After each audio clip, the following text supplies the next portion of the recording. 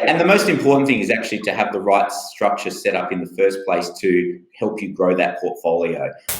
I'm George Markowski and welcome to the Positive Property Show. Our mission is to empower 10,000 people to create financial freedom through property using the Markowski method. Join us. Hey, Christina, thanks for having me. Excited to do a really good show tonight. Fantastic. Awesome, guys. If you're tuning in and you've just joined us, we've got David here tonight. Now, David is our mortgage manager that has joined our Circle of Safety here at Positive Property. And David's going to be talking about some really important things in regards to investing and how to get the best loans. You know, how to set yourself up for success moving forward as an investor. If you want to grow your portfolio, there's some really important fundamentals that you need to know in regards to, you know, which loans you choose, which banks you go through. So we're going to be talking about everything tonight. Now, if you're joining us live, just type in the chat, #live. Let me know that you're live. Let me know that you can see me, you can hear me, receiving us loud and clear. Or if you're catching us on a replay, just drop a #replay. Beautiful. All righty, guys. So, David, you're the expert when it comes to finance, everything finance in regards to investing in property. Tell us a little bit about yourself, I guess, and when you first got into doing loans and how that sort of came about for you. Yeah, sure. So I've been a mortgage broker and own my own financial company for about 10 years now. Been in the broking space. I started my journey as a young person wanting to invest in property and sort of dealt with a number of mortgage brokers in the past and felt that I could probably do a better job at helping educate people follow the same path that I have. And so that's sort of how I sort of got into the industry. And over the years, we've helped thousands of clients, predominantly investors, really, because that's our target market, to help them firstly get into their first investment property, and then obviously help them build their portfolio over time. So it's a great journey to take people on and show them what it is that they can actually achieve. Yeah, nice, fantastic. I've got a little bit of feedback coming in from your side, David. I don't know if that's me coming through your phone or your screen there. I've just been told by one of our listeners. Sorry about that. That's okay. Hopefully it resolves. Yeah, we'll keep going anyway. So Sure. That's all good. But I think the most important thing we can sort of discuss is, look, fixed versus variable. It's a question I always get asked. Everyone wants to know the pros and cons. What are the benefits of going fixed? What are the benefits of going variable? I mean, me personally, I love going variable because if the market drops, interest rates go down, that means I've got the ability to then get the lower interest rate. And what I find is that 9 times out of 10, whenever you fix an interest rate, always interest rates go down and then you're left and you sort of locked. And the bank's making all this money and you're paying a higher interest rate. So it's like, oh, it's frustrating.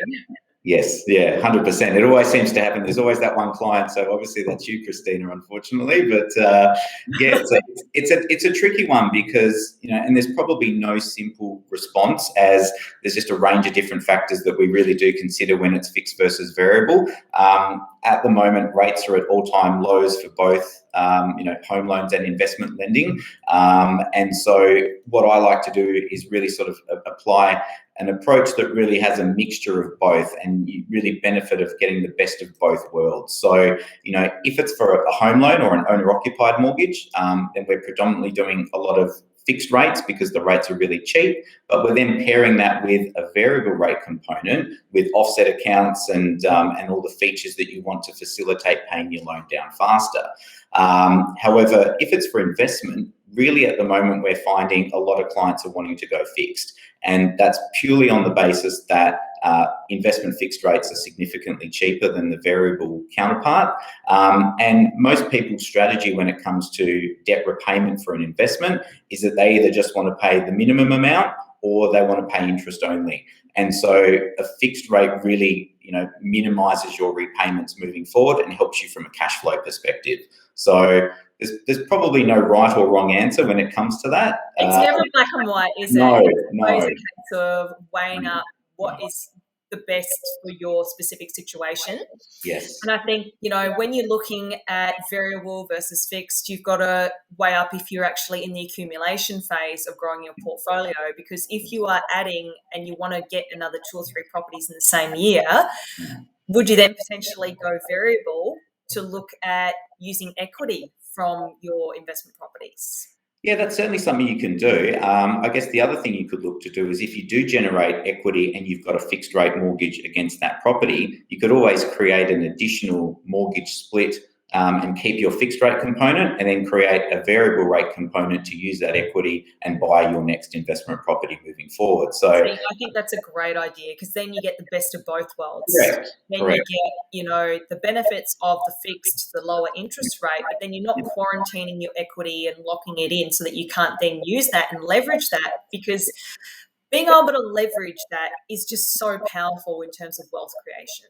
100%, exactly right. And you do look, I guess you do get the best of both worlds, by having that sort of combination of fixed and variable rates. So if you've got some surplus funds or cash flow that you're building up for your next property, you can put that in an offset account and save some mortgage repayments on those current properties. And then when you find that property, you've got that deposit ready to go for your next investment. So it's really important to have a mixture of both, I think, in the current environment.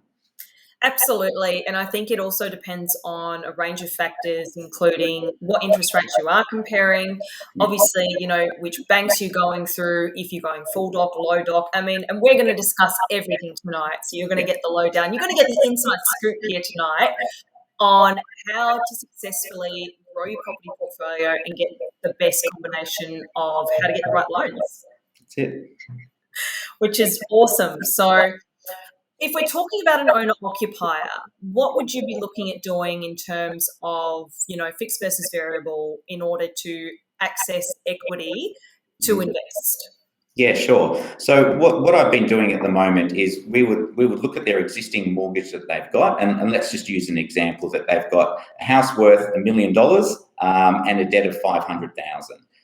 What we would then take into account is maybe how much money they've got in savings and offset accounts. And so let's say this client has $100,000 available. So what we might look at doing is saying, let's lock away, the majority of your loan at a fixed rate, say $400,000, and then we'll keep $100,000 variable where we can apply that offset money and make that money work for them in reducing their debt.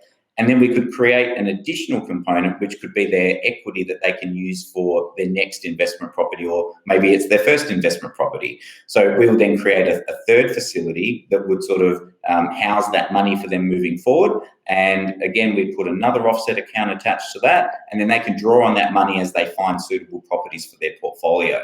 So the most important aspect of that is, while that equity account has been set up and they're not using it, it's not costing them anything to hold that loan open.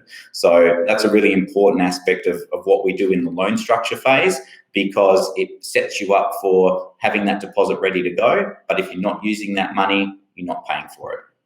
Yeah, and I think that's a really important thing to recognise, and getting familiar and using offset accounts to their full potential is something that people need to really understand. So when it comes to, I guess, the overall structure of getting an investment property, would you say, as a bit of a rule of thumb, you always want to try and have either an offset account or a redraw facility?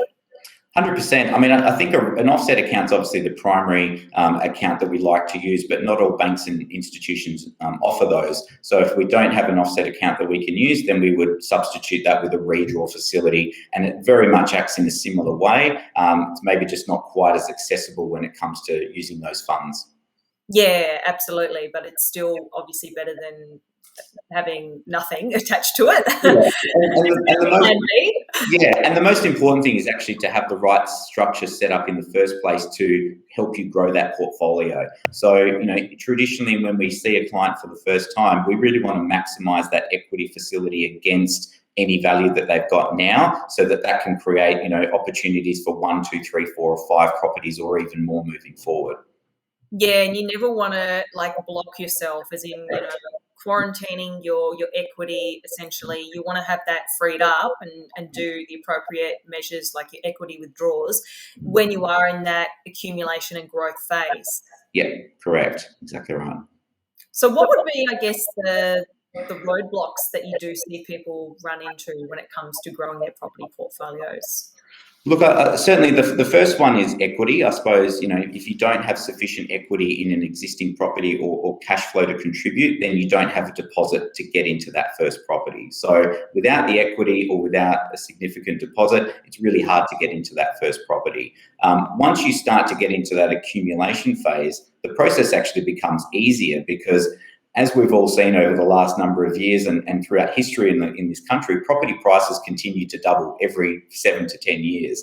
And so, after 2 or 3 years with a particular property, we might be able to access some equity, which will come for another deposit for the next property. So as people move through their journey and they accumulate more assets, that gives more flexibility and more opportunity to, I guess, access that equity and build their portfolio even further.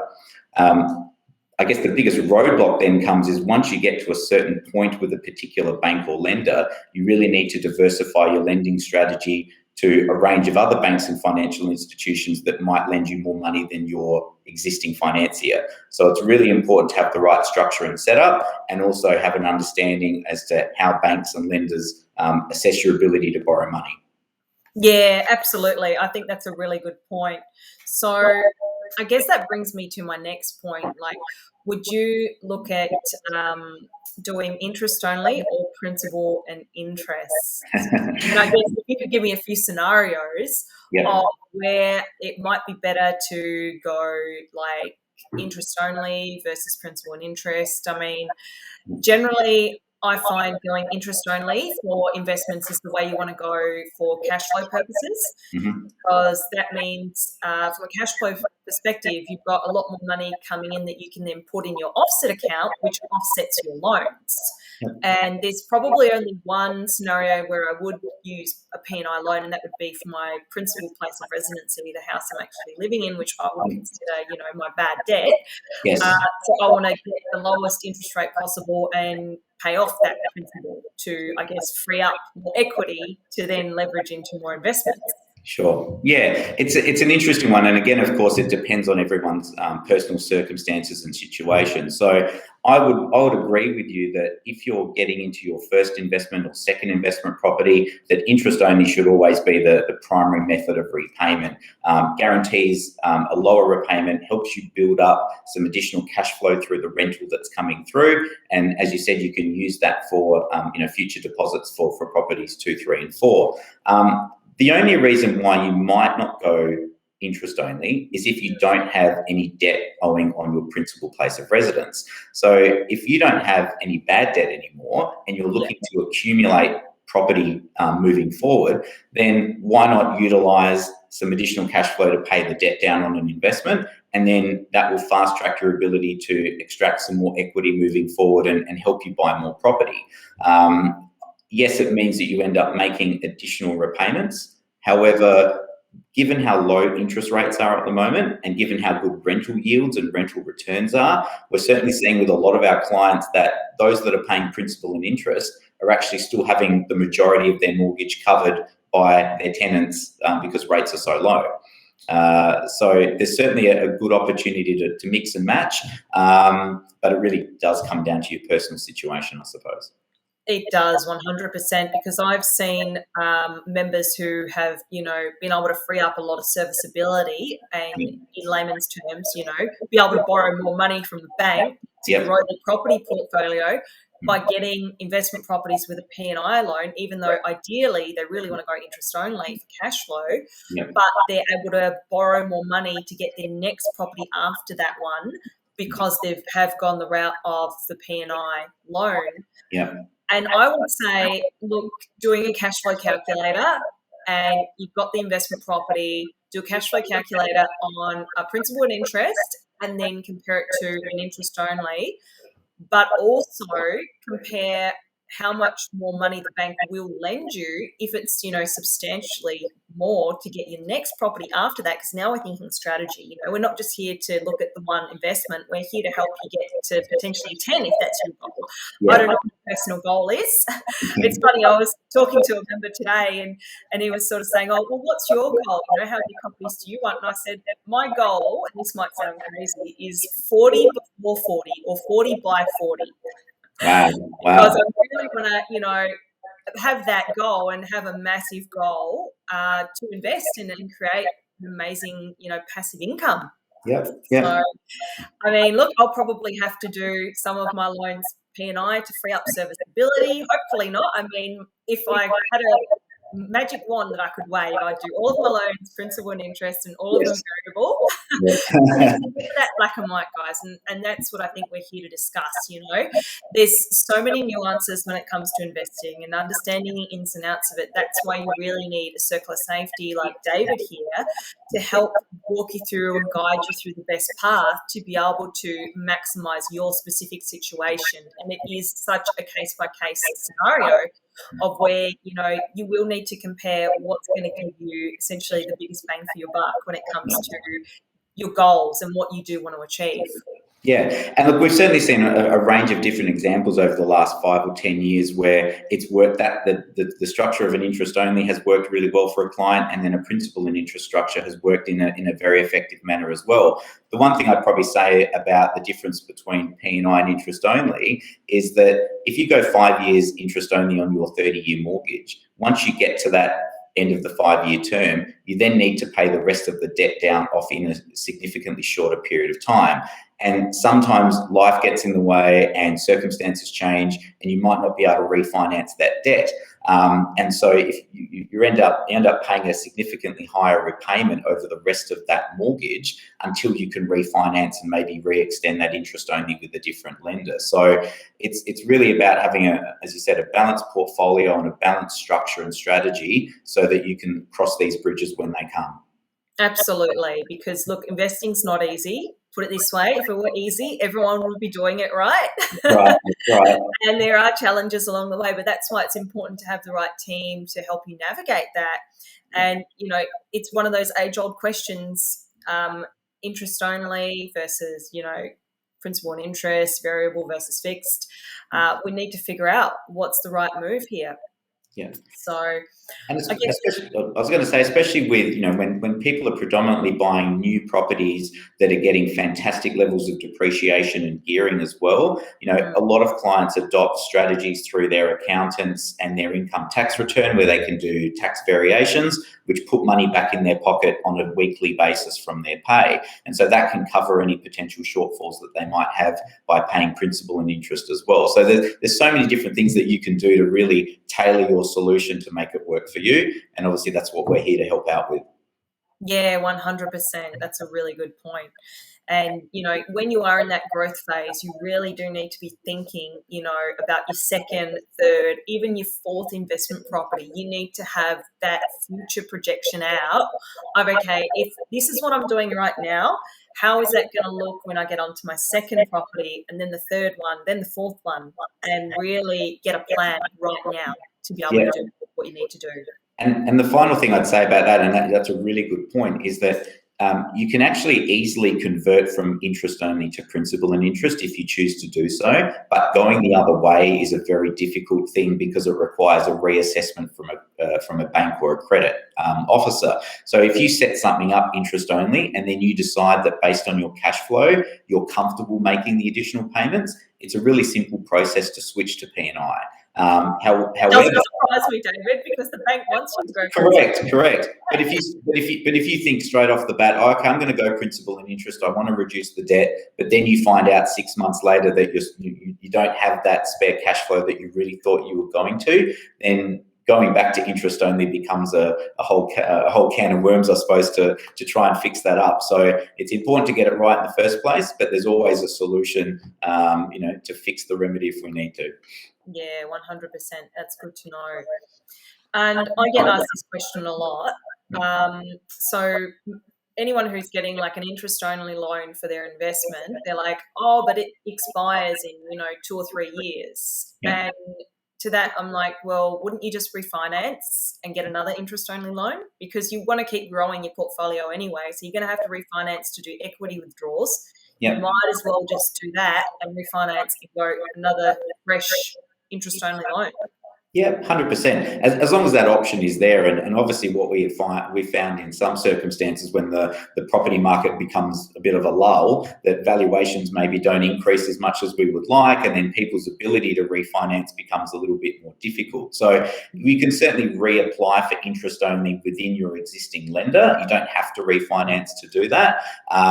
It might just involve them confirming that you're still in an ability to borrow that money with that particular bank. So it certainly can be done without having to refinance. But yeah, you're right, Christina. If there's an option to really extract that value and equity and go on to property, the next investment, then that's certainly a strategy to take. Yeah, beautiful. We've just had a question for you, David. Is it best to get a pre-approval before getting an investment property, or should I wait until I find a property and then apply for the loan?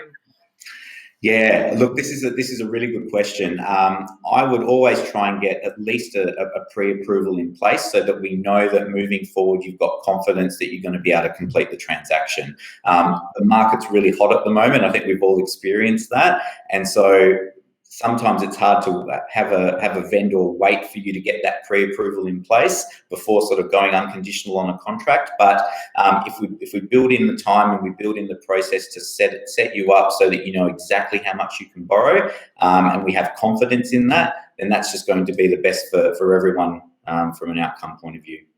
Yeah, fantastic. Excellent. Yeah. Let's see if I've got any more questions here. Okay. This one. So can you access the passive income if you set up through your super? I'd say that's more a question for an SMSF person, but David, I'll let you have a crack. Access passive income if you set up, so passive income through property if you've done it through your self-managed super fund? Yeah, I think that's what they mean.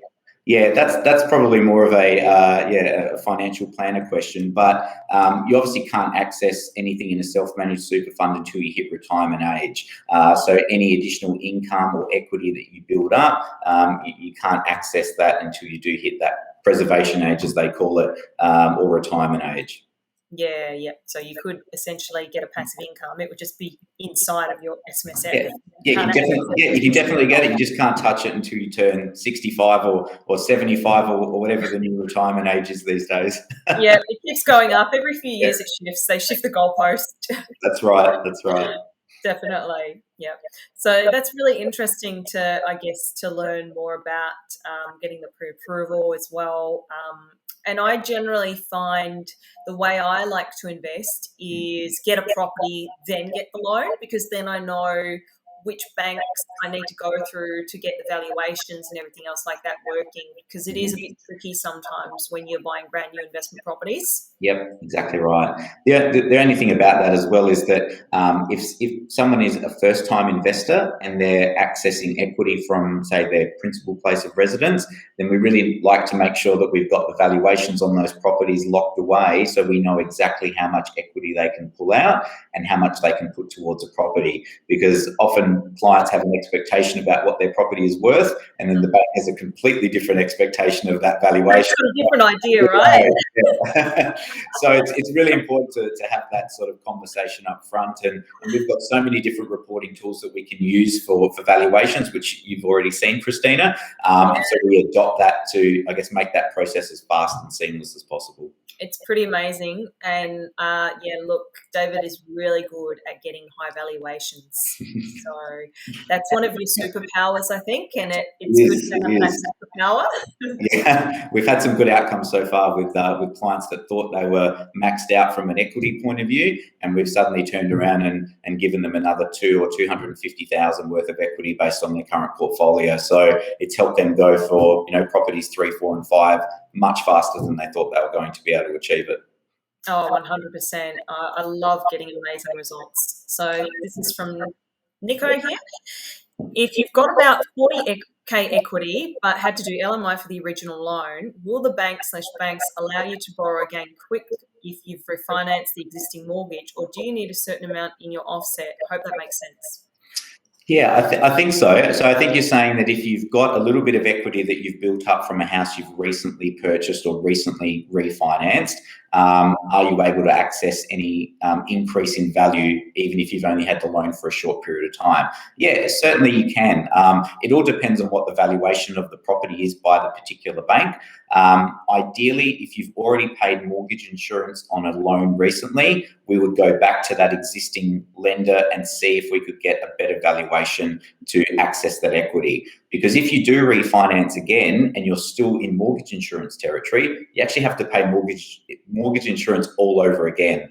And that's a waste of money. I hate paying mortgage insurance if we can avoid it. And paying the same mortgage insurance twice is a bit of a cardinal sin. So ideally, we go back to the existing lender and see what they can do. And if it's a question of not quite having that right valuation yet, well, maybe we just wait another 2 or 3 months and wait for the valuation system to catch up to actual market value.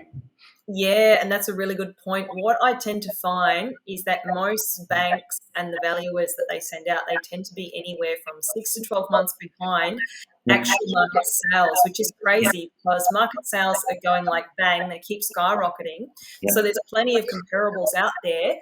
But especially the big banks like CBA, NAB tend to be on the much lower side of giving, true valuations. Yeah, we certainly find that the major banks are fantastic for established property because there's a lot more data, as you said, around comparable sales and recent values. But for newer properties, we often find the big banks just aren't up to speed with where the true value of the market is. Yeah, absolutely. And I think we'll touch on that a little bit later in today's session because I'm sort of jumping ahead No, of what we want to talk about. But I hope that answers your question, Nick. So there we go. So does having an interest-only loan help me borrow more as monthly repayments are lower compared to principal and interest repayments? Good question. Very good question. The answer is actually the other way around. If you've got interest-only loans, it limits your borrowing capacity by a little bit more. And this ties back down to what I mentioned before about if you've got interest only for 5 years, then pay the rest of that debt over a shorter period of time.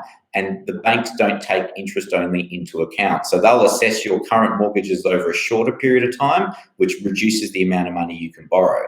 Now, the one sort of outlier with this is there is one particular non-bank lender that we like to use sometimes, and they will accept your actual repayments of your existing mortgages for serviceability. So if you're paying $1,000 a month interest only, they'll use $1,000 a month in their servicing calculator, whereas every other bank or lender might take $2,000 a month or $2,500 a month.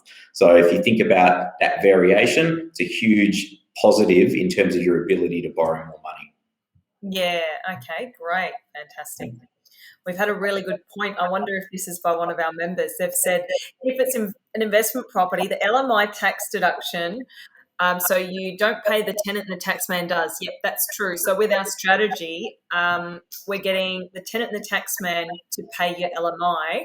Yep. And it's never a black and white thing where, okay, yes, you should pay LMI to get into the market and grow your portfolio, or, waiting. And because the time that you do wait, and if you have to wait potentially another 2 years, the market's already gone up 50 grand by then. So you're missing out on that potential equity. Yep. So from a perspective, I guess, of getting into the market, growing, getting more property, as long as you're using a cash flow calculator and looking at the numbers and assessing it logically, if your tenant and your taxman are essentially paying your LMI, then it's irrelevant whether you pay LMI or not. Would you say? Correct. And LMI is a tax deduction over a 5-year period. So if you pay $5,000 in mortgage insurance, you deduct it at $1,000 a year. So in theory, the mortgage insurance, based on depending on what your taxable income is obviously significantly less than what you pay.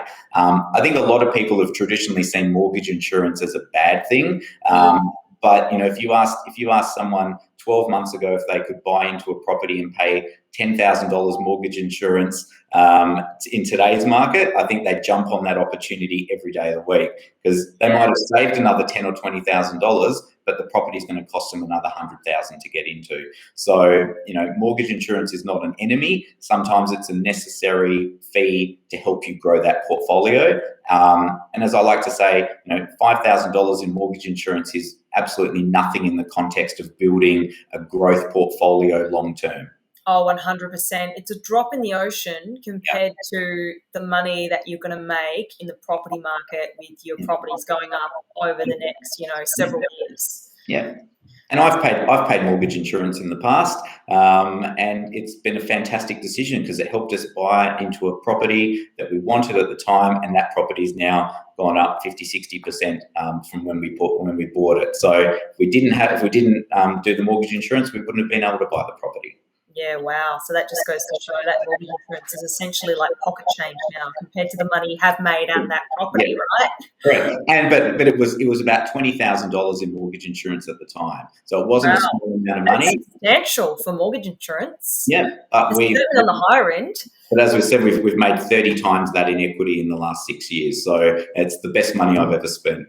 Hey, that's a no-brainer to me. Absolutely. Wow, that's incredible. So thank you, David and Christina. Some great nuggets learnt tonight. Amazing. Well, thank you for tuning in. Oh, we're so glad to have you here. Awesome. So now I want to talk a bit about, low doc versus full doc.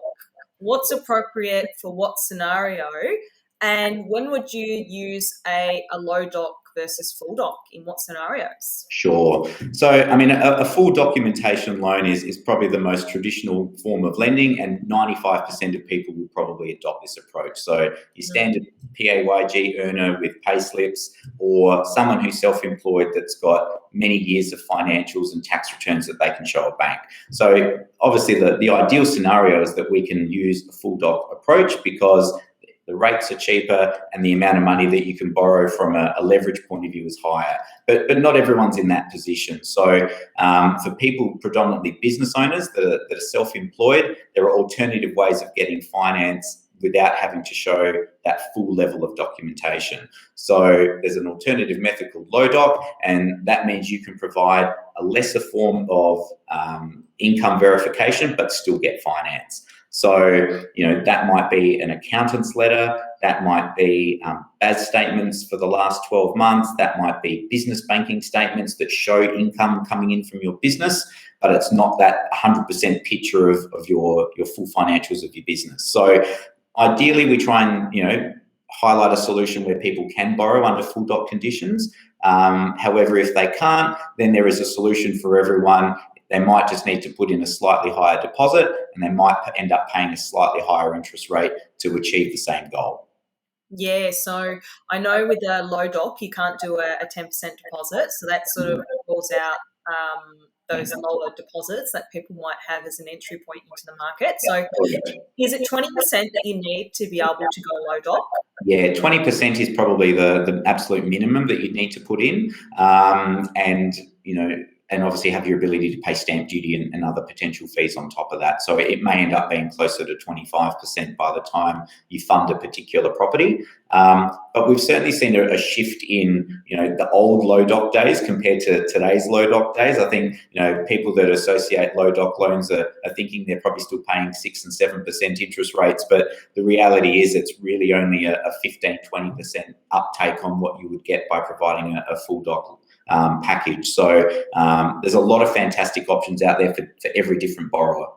Yeah, that's a really good point. And I think from the perspective of being a business owner as well, I generally have to look at the low doc option, which doesn't really faze me because if you've got the 20% deposit, even though it's a slightly higher interest rate, it doesn't matter because I do my cash flow calculator.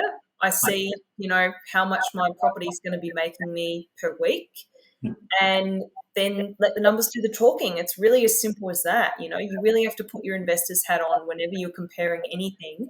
And interest rate is actually not my pivotal decision-making point when it comes to buying a property. It's really low down on the list, funny enough. And it's interesting that a lot of people really hone in and focus on, I need the lowest interest rate to be able to get the best loan. But it's not black and white like that at all.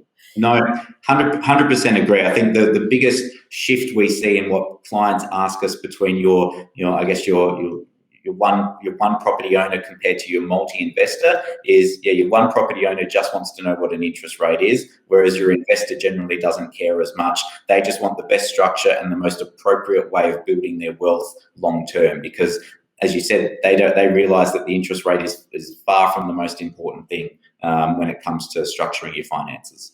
Yeah, 100%. It's definitely, not up there as the most important thing at all. It's a lot lower down in my hierarchy of decision making. Yes. Getting a bank to lend me the money is my biggest priority, and getting that property that I know is going to double in 7 years is Correct. far more of a priority than paying a slightly higher interest rate. And I even found that, the low doc loan interest rates weren't even that different from a full doc. No, exactly right. And the other thing we haven't touched on within this is there's often, people or clients that come to you that might have forgotten about a phone bill that they didn't pay 5 or 10 years ago, and it sort of has a slight impact on their credit file. There are certainly lenders out there that will still take borrowers that have got credit impaired scenarios. Once again, there's a solution for everyone, and so you may end up paying a slightly higher rate or having to restructure things in a certain way. But don't let small tarnishes in your past stop you from building that portfolio and moving forward. Yeah, absolutely. That's a really good point. Fantastic. So low doc versus full doc. Definitely, if you're a business owner, look at your options, and if getting into the market, the best way to do that is potentially going low doc, then just look at your cash flow calculator, put the interest rate in, do the numbers, and make sure you're basing all of your decision making off what that cash flow calculator is saying. 100%. Beautiful. So how much would it take to get into the market if we're looking at a full doc loan? And if we're looking at a purchase price of potentially $430,000, if we're trying to get in with, as little deposit as possible. Sure. Putting my math skills to the test here, Christina. 430. You could have given me a nice round. I could have picked a nice easy, like 400. Why don't we do 450? I'm being realistic now of the entry point into the market, which is about 430. So that's why I picked that number in particular. It's all right. Maths is my favourite subject, so it's okay. Look, the cheapest way, or the lowest deposit way to get in would be to put in around a 10% deposit, so $43,000 in this instance. And then you'd also need to be able to put in money for stamp duty. Now, stamp duty varies depending on the type of property that you're looking to buy, as well as I'm sure your members all know. So if you're buying a house and land package, you only pay stamp duty on the land as opposed to the complete package. Whereas if you buy a townhouse or an apartment or even an established property, you pay a full amount of stamp duty. So we would always provision, let's say 5% for stamp duty, but that varies from state to state. So minimum amount is probably 15%. And with that, you'd end up paying mortgage insurance as well.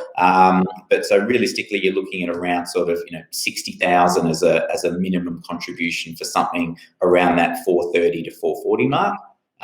If you've got the equity and the ability to put in a 20% deposit, then you can certainly do that, and you won't have to pay the mortgage insurance or other fees.